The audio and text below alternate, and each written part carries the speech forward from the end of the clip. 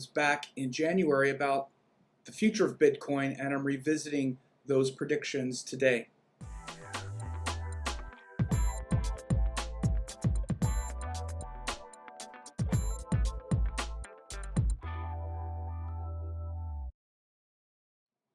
So you see here a screenshot from a site that's called Crypto Compare, and it's a site where you can look at the real-time value of all kinds of, all of the different cryptocurrencies. And I made a prediction back in January about Bitcoin, and it's based on this chart here, which is the moment of the first Bitcoin transaction. I use this chart because that was the first moment that the first Bitcoin was actually mined. I'm not going to get into all of that technical stuff, but some people use another chart that has to do with when it was incorporated or the website was registered or whatever, all kinds of stuff. I use this chart because it's kind of like the actual birth chart, like the moment it actually took form. For example, there are many different charts that we can use even in astrology. There's something called the conception chart, which is called the Nisheka Lagna, which means that you can calculate when there was that moment of inception, when the sperm met the egg. It's impossible to verify, so I just kind of gave up on those kinds of things long ago. But these are things that happened like before the birth, right? But the birth chart is literally the moment of live birth, that something takes form on the earth. That's what the birth chart is. And I reckon this Bitcoin chart to be the same way. Before that, there was all these things behind the scenes. I know because I have a lot of websites. You register websites all the time. You perhaps file, incorporation papers, but nothing really happens. Nothing actually starts. These are things sort of prenatal. But to me, the moment that the thing was born and it actually manifested and something was done, is like the moment that the baby popped out, and here it is. So this is why I use this chart as the Bitcoin chart. It's sort of like the moment of birth, not the moment of conception where it was sort of planned and then nothing ever happened. This is the moment when the first blockchain was initiated. And it's 6:15 p.m. London, England on January 3rd, 2009. So we see this ascendant 1453 of Cancer. Ketu is right on the ascendant. In the 7th house, you have Jupiter, Mercury, and Rahu, very, right on the descendant. And in the conception chart, in this birth chart, it started actually. It was a Saturn dasha.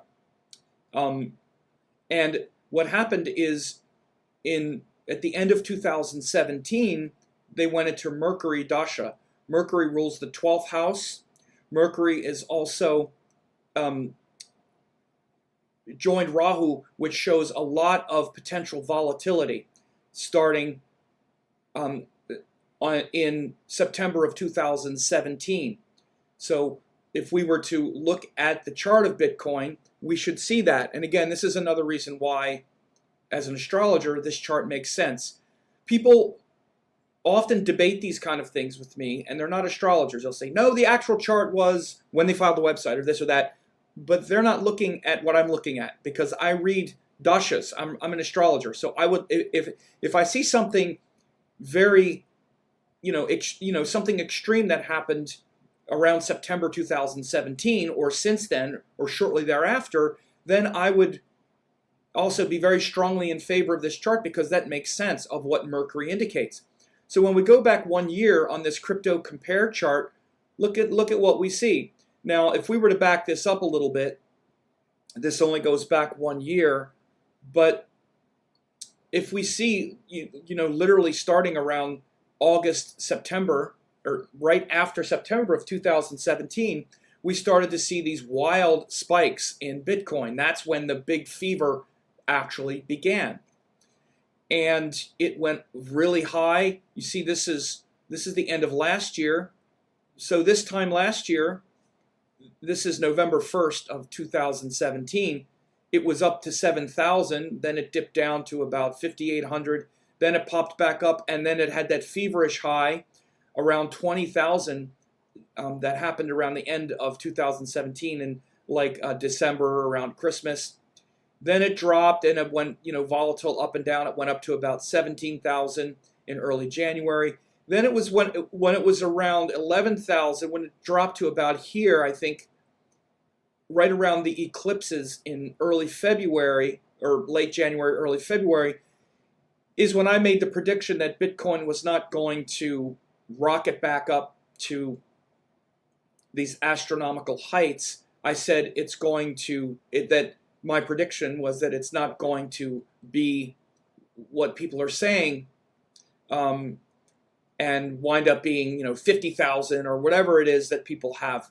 Now, I've since been proven pretty correct, because at that time you also had people saying, oh, buy Bitcoin now, buy Bitcoin, even when it was about $10,000, even when it was much higher. And they have lost quite a bit of money. They've lost almost half their investment at right now. I know, I hear you, just chill out. But just wait. I get it. You can't wait for the world monetary system to collapse so Bitcoin can be worth millions of dollars. I'm joking, but I get it. One day, it'll be worth it. Okay. Right now, though, you can say that about anything. I was making the prediction pretty much in the short term, and I also want to clarify this. My prediction was actually based more on Rahu and Ketu and their position in the current sky and in the current in that current eclipse cycle than I was overall. I also said that overall I don't think Bitcoin is going to be the big thing that everybody thinks it's going to be. Especially at that time when it was about 11,000, I was mainly talking in a pretty relative short term. I was saying, look, everybody's talking about maybe go buy Bitcoin now. Should we buy it now? And I was saying, no, I would definitely not. I would wait. I don't see this thing getting, as a sound investment right now at all. It looks very inconsistent. And I would definitely wait. And that was good advice at the time. Oh, I have to say this too. I have to be very clear. I meant to say this at the beginning, but I have no interest in Bitcoin. I'm not an investor in Bitcoin.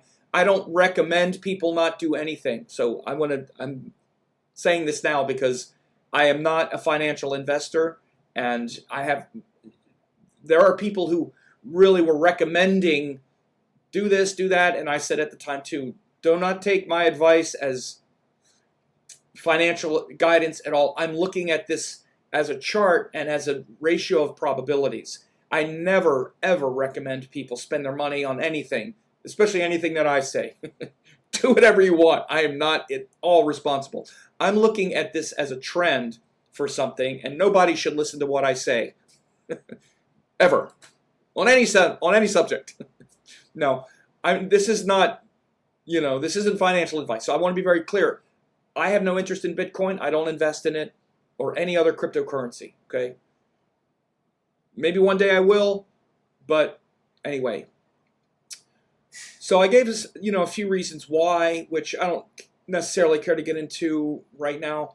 Mainly that this was the first real cryptocurrency, and it's still very much speculation, because a currency is only as valuable as what you can buy with it. Like, you can't buy a home with it, you can't go to the store and use it. Maybe one day you will, and maybe one day it'll be Bitcoin.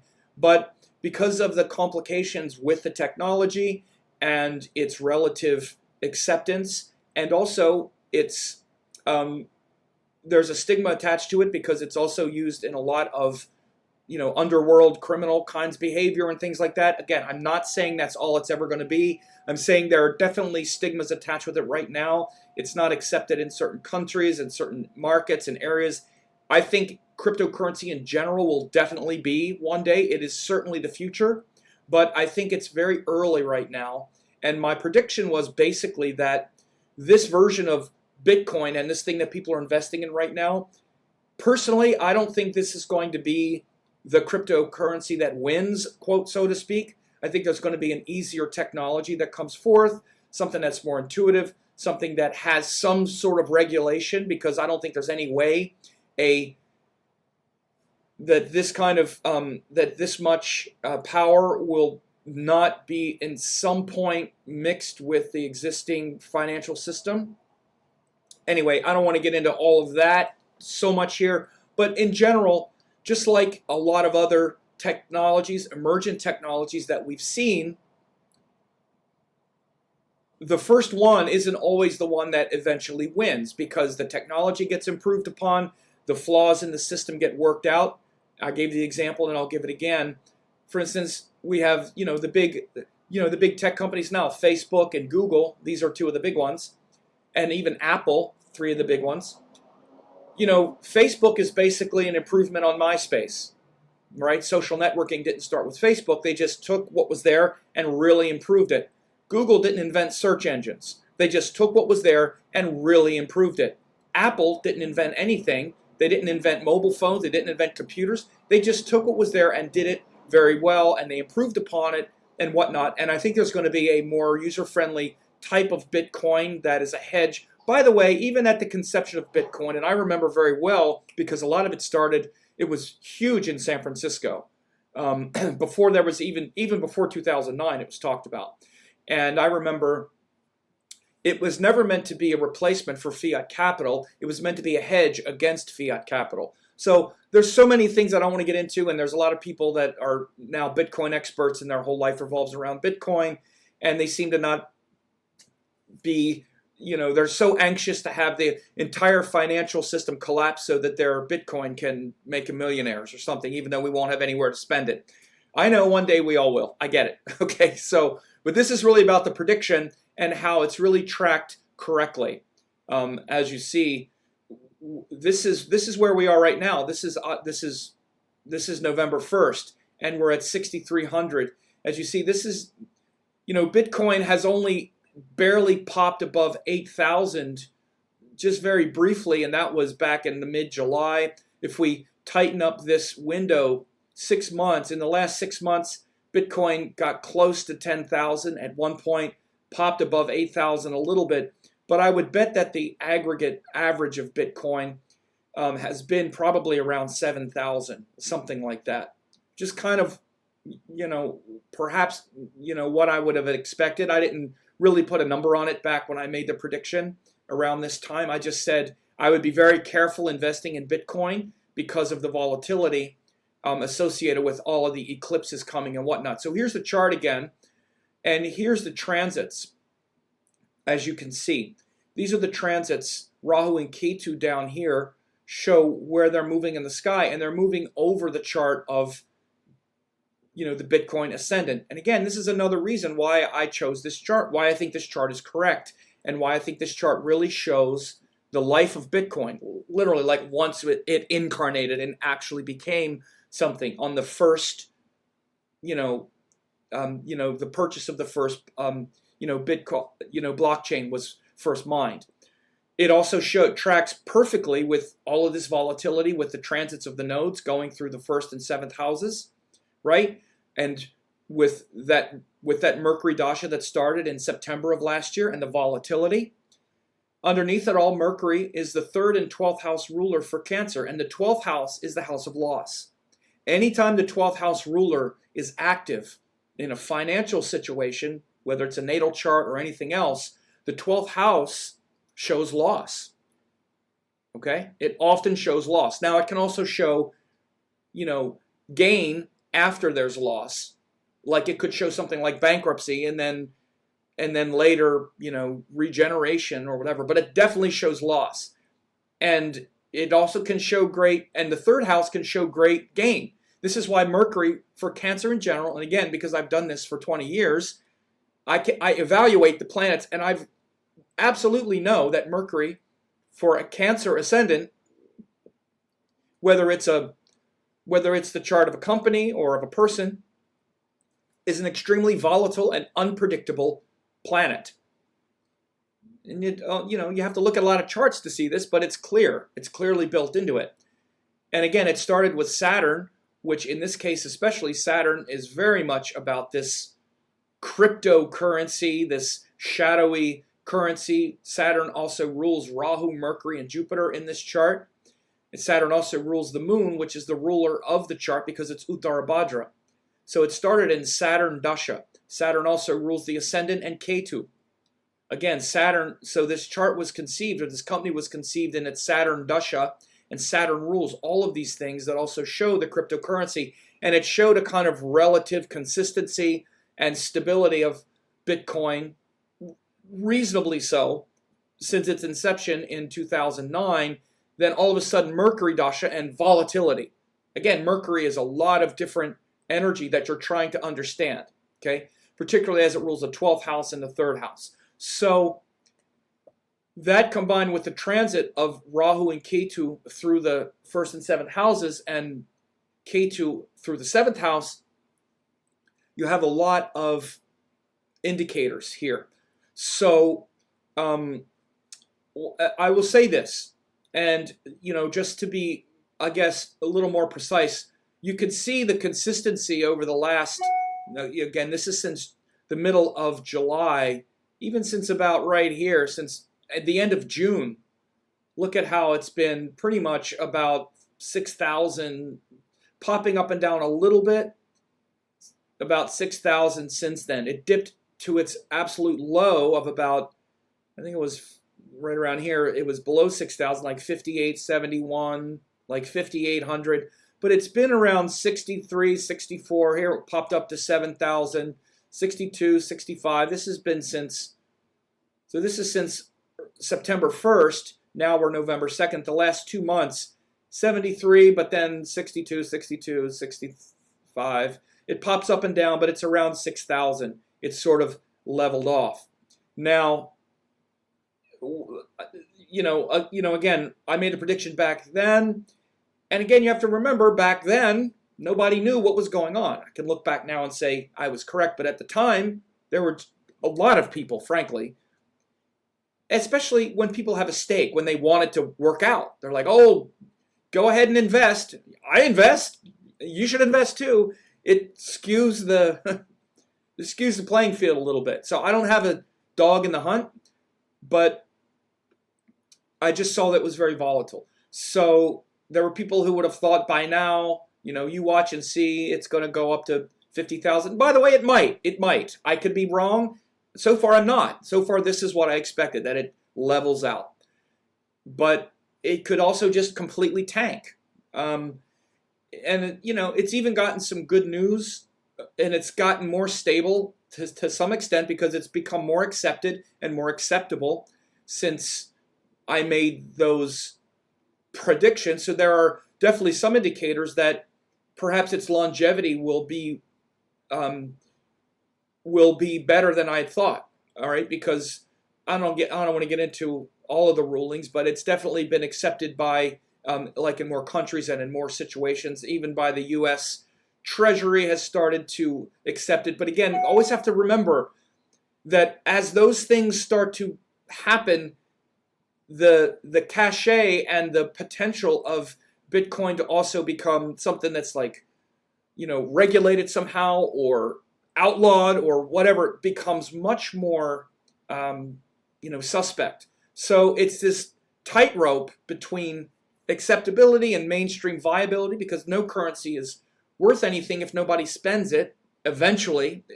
Now it's just actually speculation. Everything that Bitcoin is seemingly against is sort of what it is. It's a speculation right now. It's like gold. Literally. It's a future. It's not an actual currency like people who invest in currencies, actual currencies that people spend. And of course, you can spend Bitcoin on some things. There's no question. And more people start to use Bitcoin, it becomes more and more viable. If you had major retailers start to use Bitcoin, its viability would definitely go up, and something like that could happen. We'll see.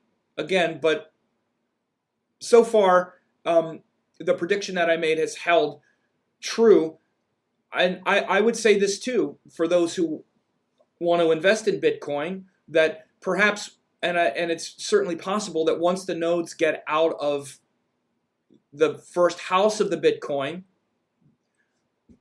we may see some loosening of the volatility, and you may see a spike. Especially, what's going to happen is Rahu and Ketu are going to move into this axis. Now, to some extent, it's kind of tough because Ketu is going to move into the 6th house and go over the Sun Mars in the 6th house of Bitcoin in January. I think it's January, February. So the nodes are going to move out of the 1st house, out of the 1st and 7th houses, and go into the 6th and 12th houses. So especially Ketu going through the 6th house of Bitcoin. 6th house is often fights, battles, and Mars is the powerful planet for Cancer. It's the 5th and 10th house ruler. So we could see some big hits to their reputation. Again, because the 10th house is reputation. And this Mars is pretty combust. So actually, I wouldn't be surprised if early next year, and I'm going to remember this prediction because I always remember my predictions, early next year,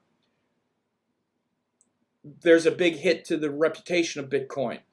And again, perhaps it'll show something like there's a big scandal perhaps that with international crime coming forth, that where we see that international criminals perhaps are using Bitcoin a lot, and that really hurts the viability and reputation. Maybe it'll help it. I don't know, but I think there's going to be a hit to the reputation of Bitcoin because Ketu is going to go over Mars, the 10th house ruler, which is our reputation, and in a company, it's like a company's reputation or a person's reputation will take a hit. I wouldn't be surprised if we see something like that. Or maybe if it's not the angle of the criminal enterprise, there's been a lot of Bitcoins that have been stolen, major theft, particularly in Asia. The other thing is that a lot of Bitcoins are now mined in China and again, it's just a fact that this whole shadowy quality of the currency itself is what makes it difficult for a kind of mainstream validation. And so this is why my feeling is that something like Bitcoin will come and perhaps be the real viable alternative. But I wouldn't be surprised if early next year, early or if not early, into next year, we start to see some major hits to the reputation of Bitcoin, where maybe there's some major international theft, or even people who have invested in Bitcoin have it wiped out or something because of the anonymity of the blockchain technology and whatnot. So these are general predictions. I'm making them off the top of my head. I don't think about this that much. I've been thinking about this recently, and I've meant to do an update for a while, but I'm busy. But I thought I would do it now and just kind of update this as I had said it. It was correct so far. It's always subject to change. And I never think I nailed it. Something could happen tomorrow, and Bitcoin goes through the roof, and I'm like, there it is. I'm not seeing it right now, especially because the same factors that would have shown a big change aren't really present right now. Like, for instance, we're still in Mercury until Mercury Ketu in February 2020. So I expect there to be this potential for volatility at least until 2020, right? Then Mercury Ketu, again, that's too far along, and there's too many other factors I'd have to look at. But the main thing I'm looking at now that's going to shift is the nodes are going to move out of this first house, and especially Ketu going over Sun Mars in the 6th. We'd want to watch that, and it could show some damage to the reputation of Bitcoin and even potential theft or things like that. So that's what I would say with that. But again, you want to understand something? I'm not recommending anybody do anything. I'm not a financial advisor at all.